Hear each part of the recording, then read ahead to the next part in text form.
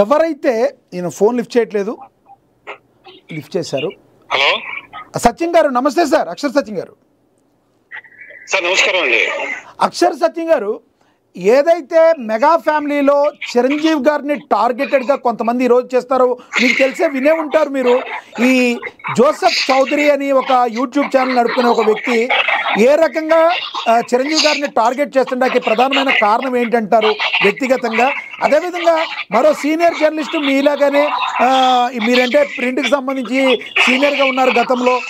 ఈ ఎవరైతే మూర్తి ఉన్నారో టీవీ5 మూర్తి కూడా ఒక రకంగా చిరంజీవి గారి మీద వ్యక్తిగతంగా మాట్లాడినట్టుగా ఉంది. ఎలా చూడాలంటారు అసలు మెగా ఫ్యామిలీలో చిరంజీవి గారిని టార్గెట్ చేయడం ఎలా చూడాలంటారు? కూడా చిరంజీవి గారు కానీ పవన్ కళ్యాణ్ గారు కానీ లేదా మెగా ఫ్యామిలీ కానీ సాఫ్ట్ టార్గెట్ అండి. అంటే వాళ్ళు విమర్శిస్తే మంచి పబ్లిసిటీ వస్తుంది, పబ్లిసిటీ వస్తుంది, జనాల్లో బాగా ట్రోల్ అవుతారు, అందరికి తెలుస్తారు. సో వాళ్ళ రేటింగ్ పెరుగుతుంది, వాళ్ళ వ్యూస్ పెరుగుతాయి. ప్లస్ ఈ ప్రతిపక్ష పార్టీల నుంచి అది వైసీపీ కావచ్చు లేదా మరో పార్టీ కావచ్చు, ఈ మెగా ఫ్యామిలీని వ్యతిరేకించే పార్టీల అందరి నుంచి ప్యాకేజీలు కూడా ముట్టొచ్చండి. అందుకనే మెగా ఫ్యామిలీని టార్గెట్ చేస్తూ ఉంటుంటారు. మరొక విషయం ఏంటంటే మెగా ఫ్యామిలీ ఎవరిని కూడా పట్టించేది, ఎన్ని తిట్టినా గానీ ఏం మాట్లాడరండి, వాళ్ళ కర్మను వాళ్లే పోతారు అని ఊరుకుని వదిలేస్తుంటారు. అదే ఒక జగన్మోహన్ రెడ్డి గారిని కానీ లేదా మరొక వ్యక్తిని కానీ ఇలా టార్గెట్ చేశారనుకోండి, వాళ్ళకి భయం ఏ బాత్రూమ్ లో ఒకటి వస్తుందని. అందుకని అటువంటి వ్యక్తులను ఎవరు టార్గెట్ చేయరు. ఒక చిరంజీవి గారిని కానీ ఒక పవన్ కళ్యాణ్ గారిని కానీ వీళ్ళనే టార్గెట్ చేస్తుంటారు. మరొక విషయం ఏంటంటే ఇప్పుడు మూర్తిది స్పెషల్ కేసు అండి. ఆయన ఎన్నో ఆరోపణలు ఎదుర్కొన్నాడు. ఆయన ఎవరో 5 కోట్లు 10 కోట్ల డిమాండ్ మెగా ఫ్యామిలీ ఇష్యూని వాడుకుంటున్నారా అనేది మూర్తి గారు చూడాలి. అయితే ఈ చౌదరి గారిది, ఈ ప్రశ్న చౌదరి గారు మీరు ఏదంటే వీడియో చూడండి. నాకు అంతకుముందు అతను ఎవరో కూడా తెలీదు. అతను ఒక 6 months నుంచి చూస్తుంటే కాపు దళితులకి, కాపులకి బీసీలకి, కాపులకి కమ్మలకి లేదా కమ్మలకి కాపులకి ఇష్యూలు పెట్టడం, ఇష్యూ రిలేటెడ్ వీడియో చేయడం తప్పించి ప్రజలకు సంబంధించిన వీడియోస్ ఏదైనా చేసే చూడండి, ఒక్క వీడియో కూడా ఉండదు. అంటే నిన్న అతను ఎవరైతే ఉన్నారో ఈ జోసెఫ్ చౌదరి బరాబర్గా చిరంజీవిని టార్గెట్ చేస్తాను అని చెప్పారు.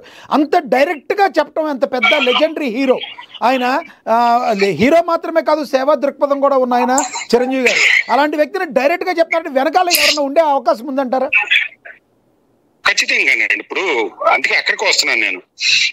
ఇప్పుడు చిరంజీవి గారిని గట్టిగా తిట్టారు అనుకోండి, ఇప్పుడు బాలకృష్ణ గారి అసెంబ్లీలో నానా ఏదో అద్దు మీరు మాట్లాడారో, ఇంటెన్షన్ గా మాట్లాడినందుకే నానా రభస జరిగిందండి సమాజంలో.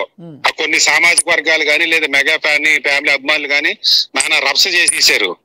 సో ఇప్పుడు కూడా చిరంజీవి గారిని తిడితే ఈ జన సైనికులు, మెగా ఫ్యామిలీ అభిమానులు లేదా కొన్ని మెగా అభిమానులు లేదా కొన్ని సామాజిక వర్గాలు రెచ్చిపోయి నా మీద దాడి చేస్తారు. దాడి చేస్తే అది పవన్ కళ్యాణ్ మీద, జనసేన మీద లేదా చిరంజీవి గారి మీద రుద్దేద్దాము అనేటువంటిది ఇంటెన్షన్ అండి. ఆ వెనకాల ఉన్న పార్టీలు కానీ అది వైసీపీ ఉందా టీడీపీ ఉందా, దాని వెనకాల అక్షర సత్యం ఉన్నాడు మీరున్నారు అన్నది ప్రజలకు తెలుసు. దాని గురించి మనం చెప్పడం అంత మంచిది కూడా కాదు.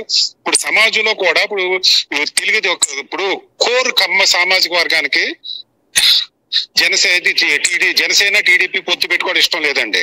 అట్లాగే కోరు కాపు తెలగ బలిసి కూడా టీడీపీ జనసేన పొత్తు పెట్టుకోవడం ఇష్టం లేదు. అట్లాగే కోరు కమ్మలకి కాపులు అంటే పడదు, కోరు కాపులకి కమ్మలు అంటే పడదండి.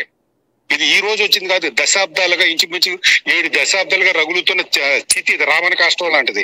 అటువంటి చితిని పవన్ కళ్యాణ్ అనే వ్యక్తి వచ్చి తన సహనం వల్ల అయితేనే, తన త్యాగాల వల్ల అయితేనే, తన మంచితనం అయితే వీళ్ళిద్దరిని కలిపాడు. కమ్మ కాపులని కలిపి ఆంధ్రప్రదేశ్ రాజకీయ చరిత్రను ఒక మలుపు తిప్పాడు 2024లో.